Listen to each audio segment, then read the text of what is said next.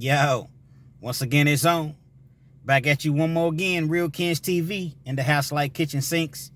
Hopefully you like the video. Feel free to comment. Definitely share. Subscribe to the channel. So anytime I bring you this action, this heat, guess what? You're amongst the first to receive it. Now, with no further ado, let's get into this evening's video, if you will. You know, one of the dangers of prison is making friends. Having friends in prison. That's one of the most dangerous things, but at the same time, necessary things. So I guess it's kind of like an oxymoron, because you're saying one thing, but then you're saying another thing, but it's all correlates into one thing, if you will. Now, depending on what type of prison that you're at, possibly you can get away with not really having too many friends and associates and things of that nature. If you had a low-level camp like they have here in Kentucky, I mean, don't get me wrong, they have some prisons that are, you get your issue behind the fence, behind the wall, medium, maximum security prisons. They definitely have those. But if you're at a camp is a facility in which there's no fence. So you can literally just walk off. I wouldn't recommend it, but you can literally just walk off. Your custody level is so low is that you're trusted to be at that facility. And you're trusted, to be able to go out into the community and work, perhaps mowing grass, weed eating, picking up, roadside deer, things of that nature. So yeah, that's the camps that they have here in Kentucky. But being that it's low level and you have to have at least, I think, to be at a camp in Kentucky, 48 months or less from serving out, which means you complete your sentence, or going to see the parole board. So the likelihood of anything, violence happens everywhere you go. Don't get it twisted. It's still prison. And just because you at a camp don't mean that it's not some real ones in there, some killers. It's just that perhaps they work their custody levels down far enough to where, they're allowed to be at a camp. But, I've seen some things at camps that will absolutely blow your mind. There's a couple of videos that I've made on my channel in regards to being at a camp. But typically, once you start to get into your mediums and your maxes, it's probably not a good idea to just run with yourself. To not have anybody. Now, certain people maybe can get away with it. Maybe. Depends, if you're in your home state and, if you already have a reputation or, people already know about you, then maybe. But in most cases, you're going to have somebody that, you kick it with. And the reason I say that that's something that can be dangerous is for the simple fact of y'all riding together now. Y'all riding. So let's just say you all are real cool and you all end up sharing a cell together. Because it's not that difficult to get a cell change. So say, for instance, I'm in a cell with someone else, but I want my partner to be in the cell with me. Well, he's going to have to find the individual that I'm in the cell with. He's going to have to find somewhere else in which he wants to move. And once we come to an agreement, then we'll put in for a cell change. And they're relatively good about doing that. They'll do that for you. That's one thing that I can say about the administration here in Kentucky anyway. So let's just say, you get your partner in the cell and, y'all cool. Y'all do everything together, man. No funny stuff or nothing like that. But, y'all work out together. Y'all go to the chow hall together. Walk the track together. You all just hang out, man. Then you have other people that you affiliated with or associated with, but this is your main, this is your guy right here. You know what I'm saying? This is your guy. So everything's cool. Like I said, you all in the same cell, whatever. But let's just say he ends up getting into it with this car. Now, you'll frequently hear me say car. Car is just more your crew, you know? So when I say he gets into it with his car, it may be a crew from, this particular side of town or this particular state or this particular city. It just depends. If you're in the feds, it's probably going to be a different state. If you're in, you're in the state facility, it's probably going to be a city. You see what I'm saying? And certain cities, they have several different cars because the city's so large. So you might have, okay, this neighborhood, this projects, the north side, the east side. So there's several different cars. So for the people that are not familiar with prison, that's what cars mean. So say that your cellie, he gets into it with, I'm going to just say the north side. I'm just throwing that out there. You know what I mean? Just using that as an example, north side, he gets into it. And I don't know, let's just say he was playing poker and he ran up a poker debt and he didn't pay his debt. So now north side is, they're looking for their money. Well, you say, well, how can you run up a poker debt, when you're playing poker? Do you just bring your money to the table? Not always in prison. It's a little bit more difficult to do that in prison because you're not actually using money. You're using money, but you're not using money as we see it out here. In prison, canteen, commissary is money. Noodles and honey buns and candy bars and, the summer sausages and, that's money. Tuna, the tuna pouches. You see what I'm saying? That's money in prison. So if you have a poker game, especially in the summertime, a lot of the poker games are outside. Well, gambling is not legal in prison. I don't know if you all knew that. You're not supposed to be gambling in prison. COs know that you're gambling, but there's certain ways that you go about doing it. So when you play poker, you don't use chips. You play on paper. When you play on paper, you just basically just keeping score on paper. I know it sounds confusing because when I first seen it, I was like, what? How do you play poker on paper? But there's a way to do it. So whatever you want to bet, you just say your bet, and then you have a person who's housing the game, who's keeping score. He's keeping everything, organized. So let's just say, for example, you all playing and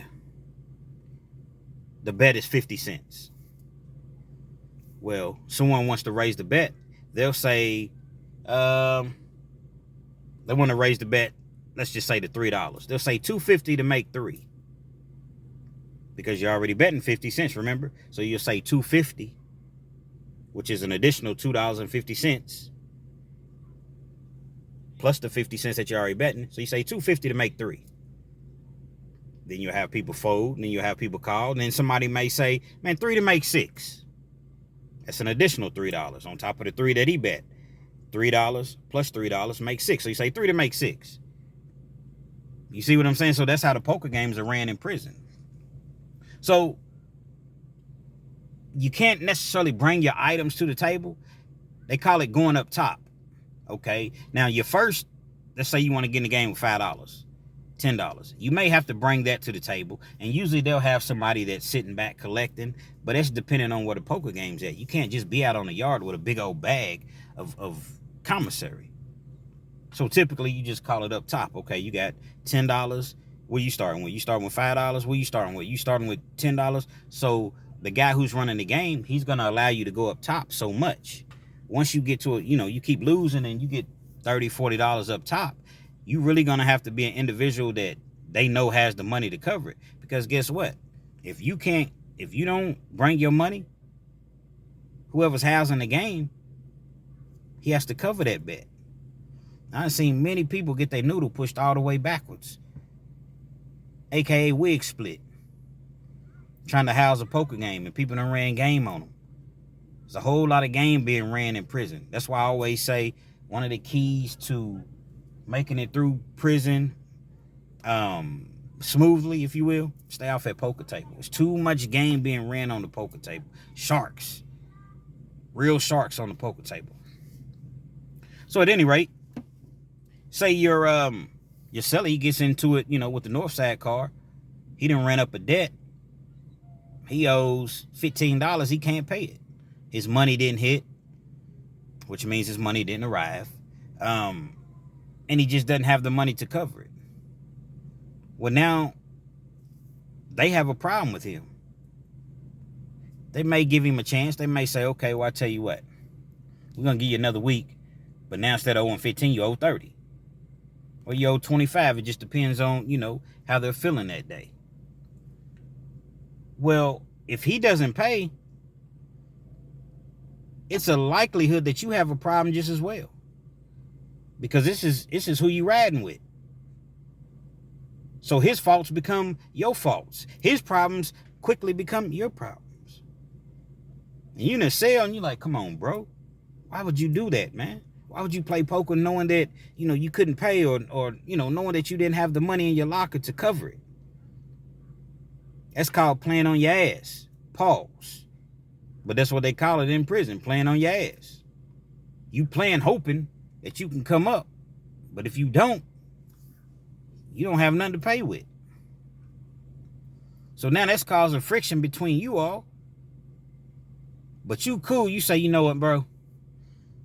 I ain't even tripping, man. Here, I'm going to pay it for you. I'm going to pay it for you. Now, that's just if you're in a situation to do that. Just think if you're not in a situation to do that. But you say, you know what, I'm going to go and pay for it. Because in your mind, that's your partner. You know how it is to get caught up on the poker table. But also, we're in the same cell. If they run in here on you, I can't just sit here. Plus the likelihood of them just running in on you, they may run in here on me, They may come in with knives. They may come in with, whatever. 3 or 4 deep, 2 or 3 deep in the cell. I'll pay your debt, man. So now you pay the debt, everything's cool. Well, guess what? He ends up doing it again. But now when he does it, you don't really know. Perhaps he hasn't said anything to you. And, eventually you find out or whatever. It's like, bro, why do you keep doing this? Then I can't do it, man. I can't pay. You on your own now. Well, now anytime you're out on the yard, guess what? You got to really watch your back. Because they may come and try to get you just as well. You a sellie. So you in it. You ain't played not one hand at the poker table. But you're in it. Depending on who you dealing with. Especially if you're a guy that, goes to the commissary on a regular basis. They see, because people watch you in prison. That's one thing. They're going to watch you. They're going to scope you. And they're going to see who you're around. They're going to see how much you go to the store, how much you get on the phone. They watch you. So now here it is. You done already paid his debt once, maybe even twice. He's done it again. He owes this money. And you finally wash your hands with it. Say, nah, I'm done, man. I can't do it. So you could potentially have a problem with the Northside car or whatever car that he owes. And then he may cop an attitude with you. So now y'all going back and forth. So now you have to figure out a way to change sales. But you can't just change sales. You have to have somebody that's going to replace you. You see what I'm saying? Or have another cell to go in, which requires, that cell having an empty bed. And it's not just the poker table. It may be the basketball court. You get into it with somebody on the basketball court. Your partner got into it with somebody on the basketball court. So now, they may run up on you, try to gang you, try to jump you. It's 5 or 6 of them. You see them jumping on one dude. That's your partner. So you're going to jump in and help him. Prison can get real, real ugly. See, the goal is when you go to prison, the goal, first of all, is to stay out here with your family and never go to prison. But by chance, you do find yourself in that situation, the goal is to make it home, and to make it home as quickly as possible with integrity. So when I say as quickly as possible, I mean go in, maintain clear conduct, take as many classes and programs as you can take, stay off the poker table, stay off the basketball table, the basketball the basketball court. Just stay away from anything that could bring trouble your way. Definitely don't be in there messing with anybody's boyfriend. That'll get you killed. I'm gonna do a video about that real soon. Messing with somebody's boyfriend in prison, man. Dudes is in there in real life relationships. Gorillas. Real life gorillas, man.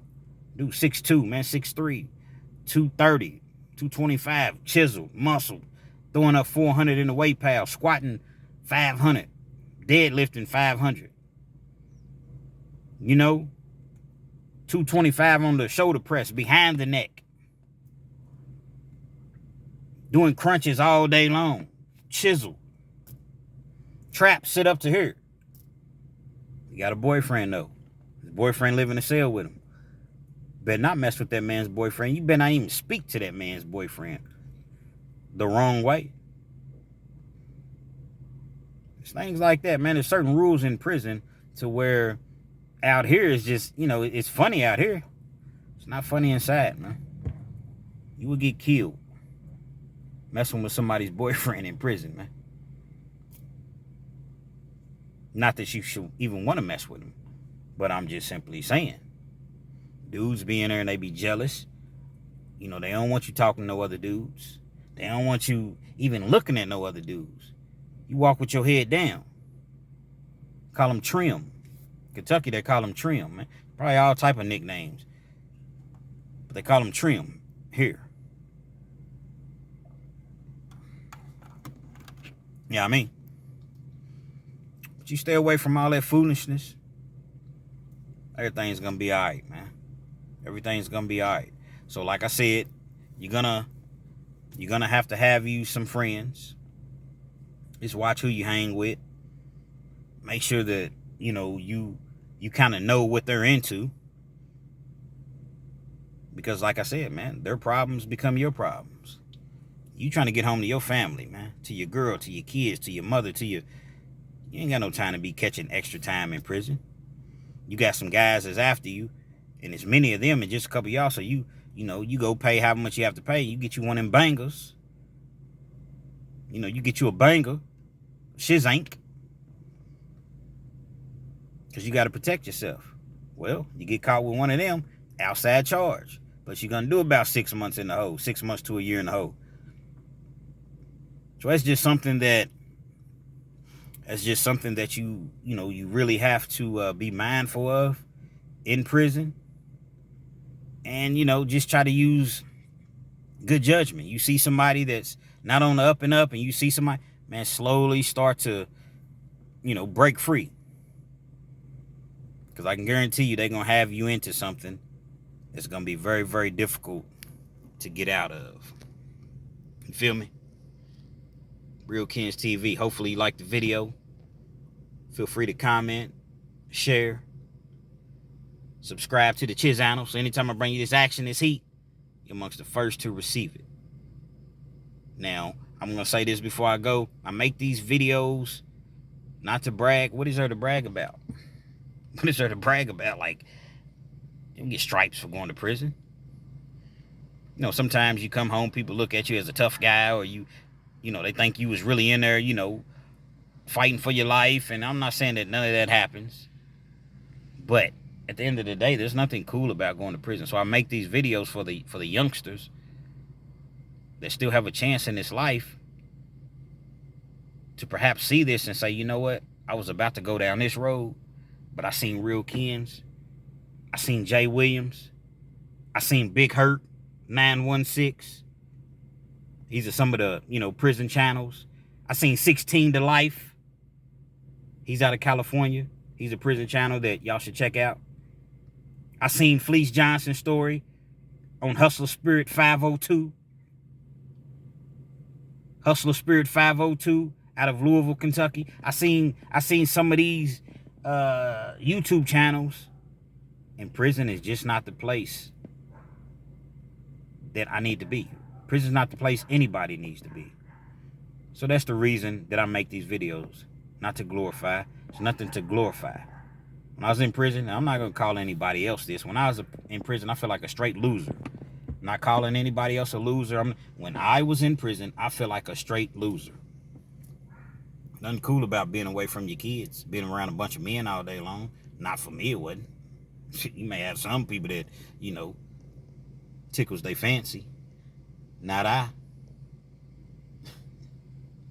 I want to be home with my kids, my family, my loved ones.